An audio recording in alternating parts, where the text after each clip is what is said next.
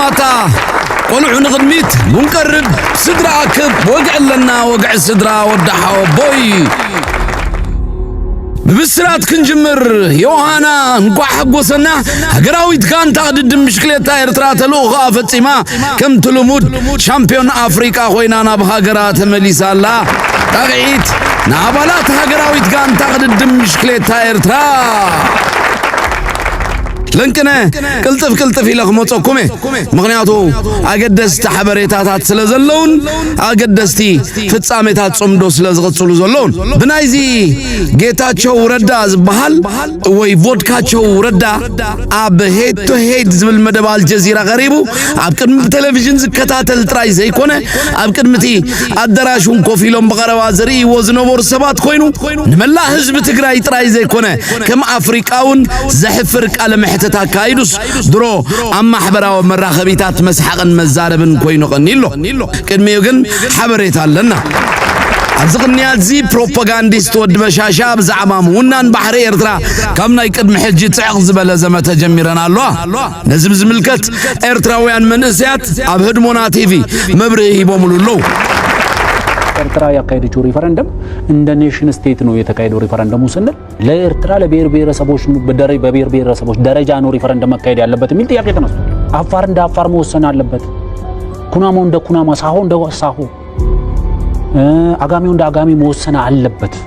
እዚህ ሙስተፈላሊ መገጃት መፍሰው ነው ኸይላ ማለት ቀዳማይ ነገር ከምዝበልናውቲ ኤርትራ አካል ናይ ኢትዮጵያ ስለዚህ ነበረት ፍቃድ ናይ ዝኾነ አኸላይ መንግስት አይተደልማ ወደብ ስለ ወደብ የምናወራ ከሆነ ወደ ፍለጋ ከኬንያ ልንገዛው እንችላለን፣ ከሶማሊያ ልንገዛ እንችላለን፣ ከጎራባች ሀገሮች እስከ ሱዳን ከፖርት ሱዳን እስከ ሞምባሳ ድረስ አክሰሱ መፍጠር if we are talking about ስለ ወደብ ምናወራ ከሆነ ግን እያወራን ያለነው ስለ ባህር በር ኤግዛክትሊ ናይ ተወረረኩ ኤርትራ ከምስ ገብረንላ አነን ሰላም ዳሰራሕኩ ኤርትራ ግን ትዕገርግራላ ንዓይ ከም ዝኸሊአትኒ ፖርት ኸሊአትኒ ተጠቃምነት ገለገለም ዝብሉ በዛ መደብ ዚ አንታይና ነጽርና ፖርት ከም ዘይደልዩ ዋንነት ከም ዝደልዩ ጽቡ ገይሮም ነጊሮምና ፖርት ተደሊናሞ ብዙሕ አማራጭ ለና ካብ ጅቡቲ ክንገዝእ ንኽእል ካብ ሱዳን ክንገዝእ ንኽእል ካብ ኬንያ ክንገዝእ ንኽእል የምመራው የማስተዳድረው የባህር በር መውጫ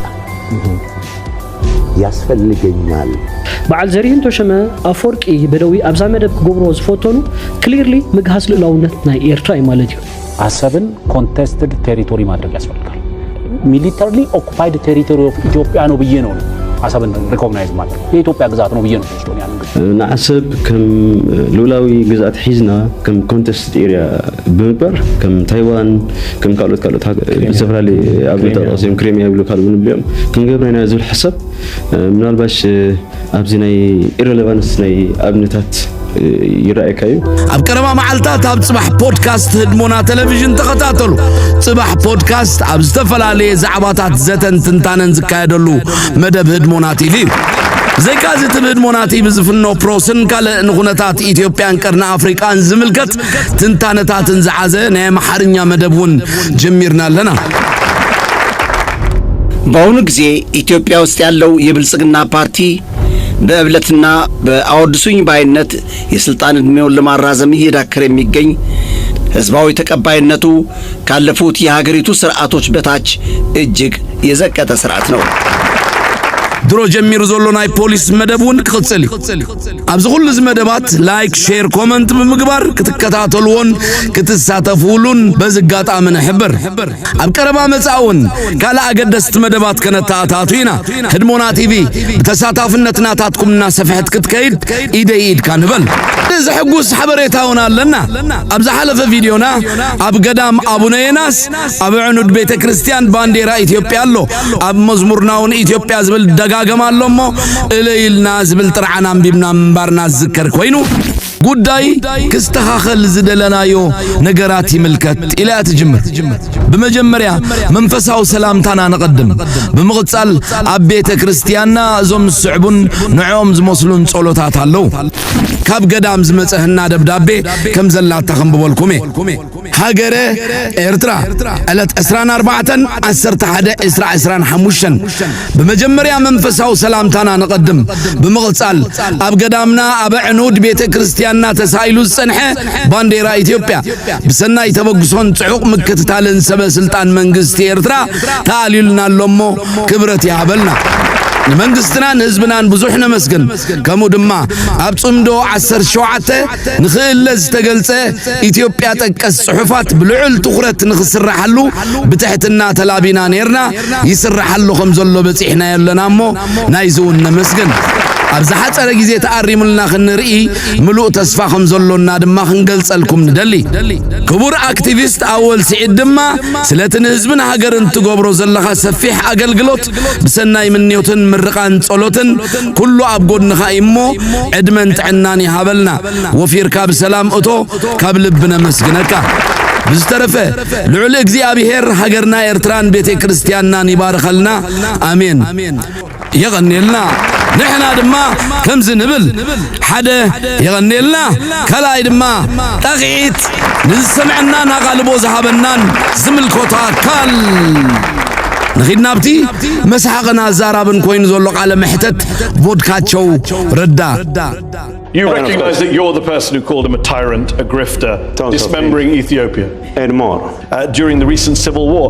According to you, Abiy's forces even tried to assassinate you via drone strike, and they abducted and detained your sister.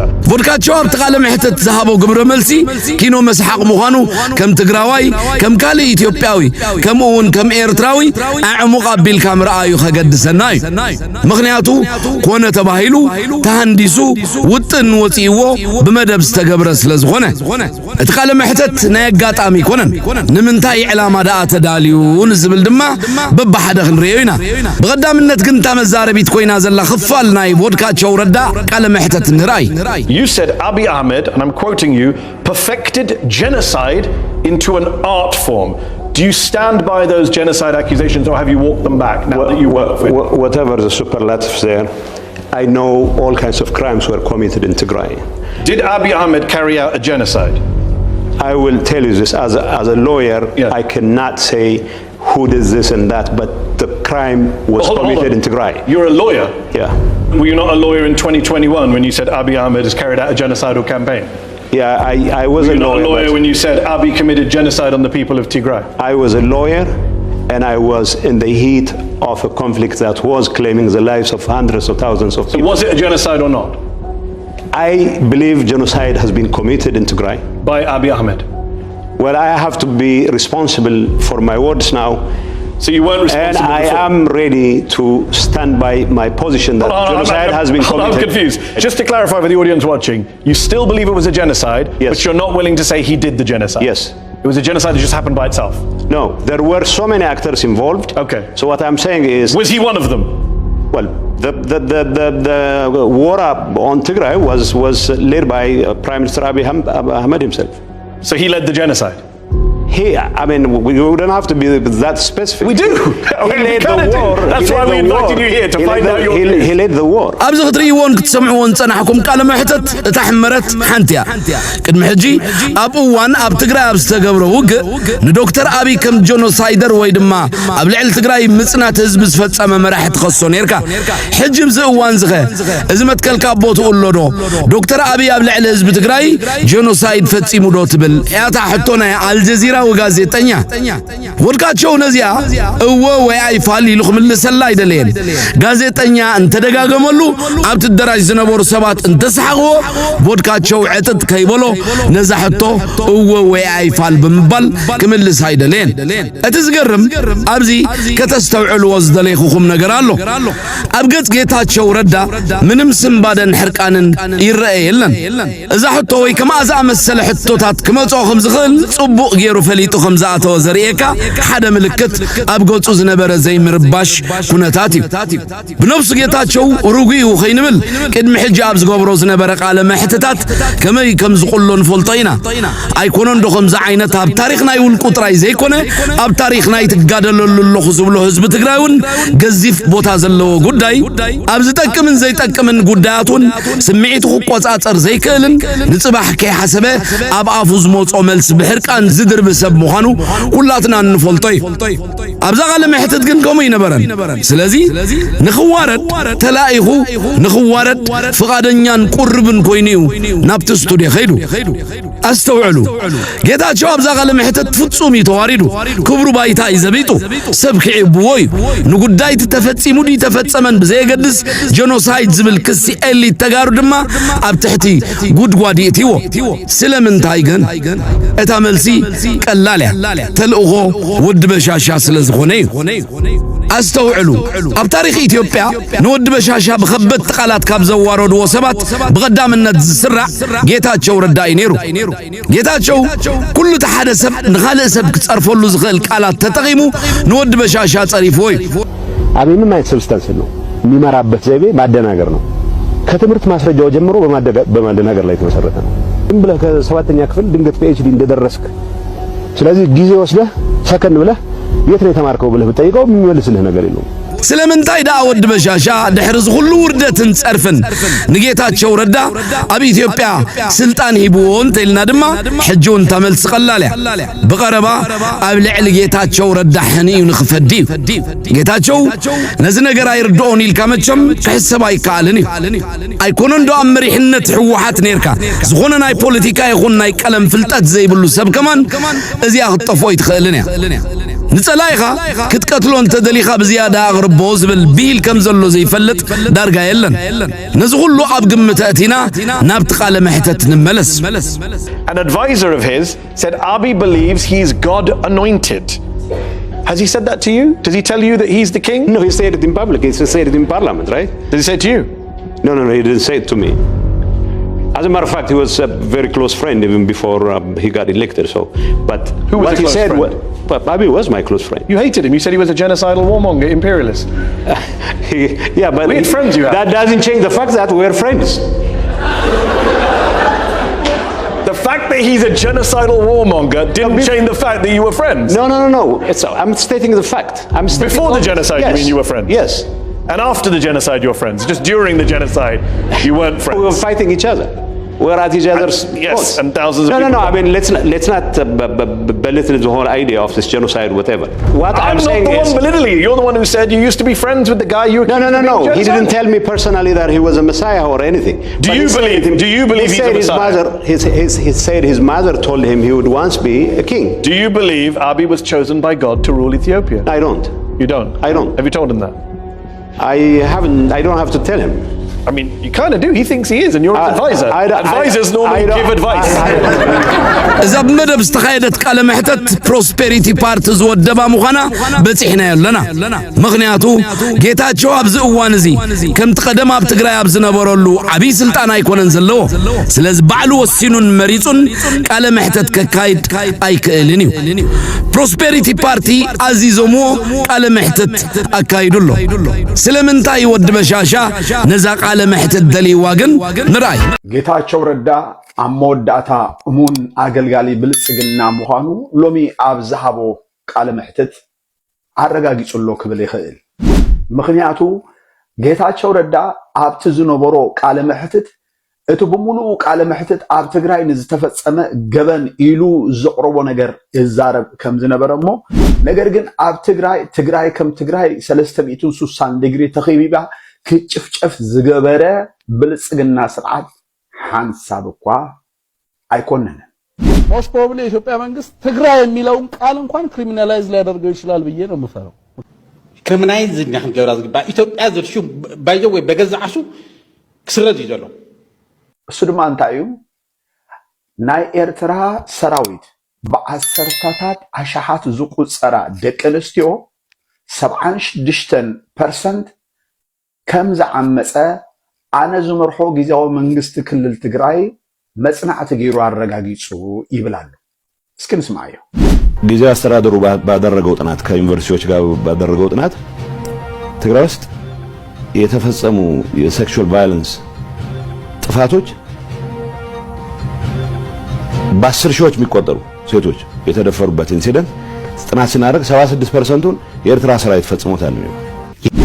እምባር ከም ዝሰማዕሁም እዩ ጌታቸው ረዳ ብመጽናዕቲ ዝተረጋገጸ ነዚ ኣብ ትግራይ ተፈጺሙ ዝበሃል ዘለውን ዓመጽ ደቂ ኣንስትዮ 76% ሻዕብያ ፈጺሞ ብላሉ።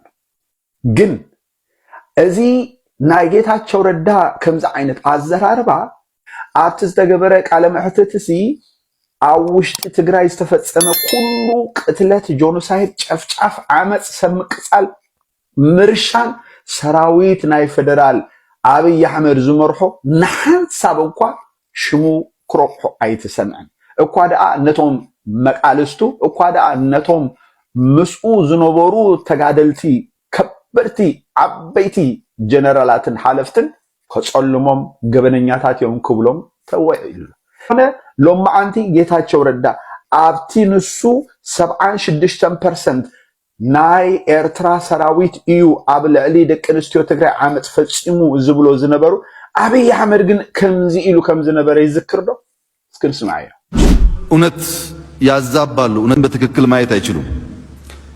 አንድ ሰው በግራ አይኑ አንድ ነገር እያየ በቀኝ አይኑ ሌላ ነገር ማየት አይችልም።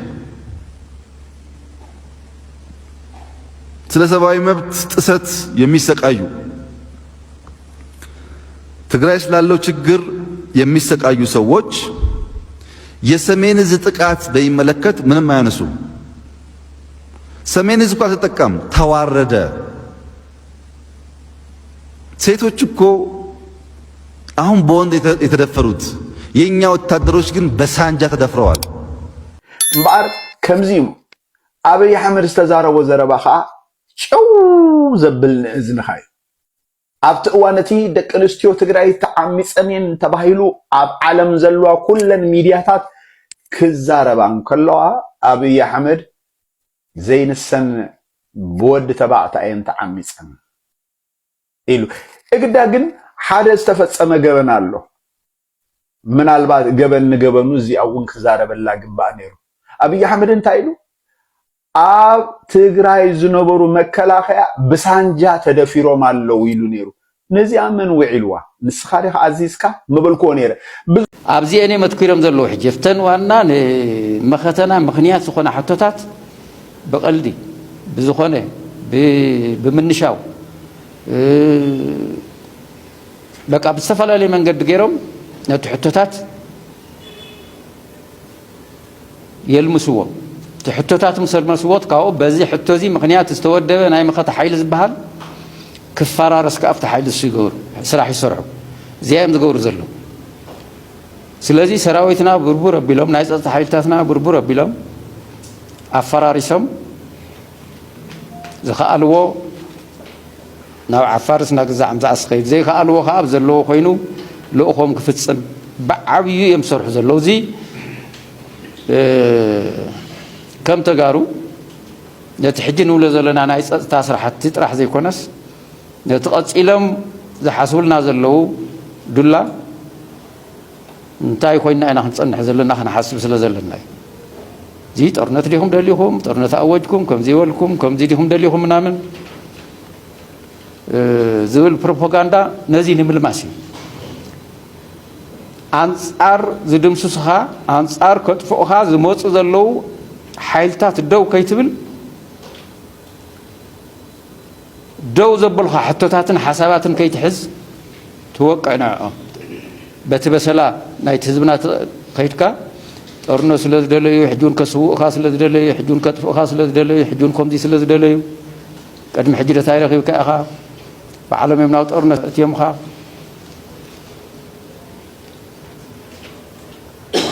ስለዚ ሓድነትና ይጠናኸር ሓቢርና ደው ንበል ፀላእትና ከይወርና ዓቕሚ ንኹን እንተይልካስ ክትሓፍር ምንት ከምዚ ኢልካ ምዝራብስ ክትሓፍር ኣብ ህዝብና ኣብ ሰራዊትና ኣብ ኣመራርሓ ክትሸማቐቕ እዚኦም ዝገብሩ ዘለዉ ካብ ውሽጥን ካብ ደገን ማለት እዩ። ስለዚ በዚህ ዝሻማቀ በዚህ ኢዱ ዝህብ ነዚ ዘንጭብጭውን ስለዘሎ ብፍላጥ ይኹን ብዘይፍላጥ ነዚ ዘንጭብጭብ ናይዚ ዘመንጨብጨቢ ተጽዕነን ስኽፍታን ሒዝካ ኸኣ ቅልብስብስ ትብል ተኾንካ መገዛ ባዕልኻ ንጸላእትኻ ምቹው ነገር ትፈጥረለኻ ማለት እዩ ምግፋት ምቅላሽ ካብ ወፃእ ካሊእ ነገር የለን ኢትካ ምሓብካ ይሕሰብን ስለዚ ነቲ ናይ ፀጥታ ብጭቡጥ ትሕጂ ዘሎ ትርምስ ነቲ ቀፂሎም ክገብሩና ደልዮም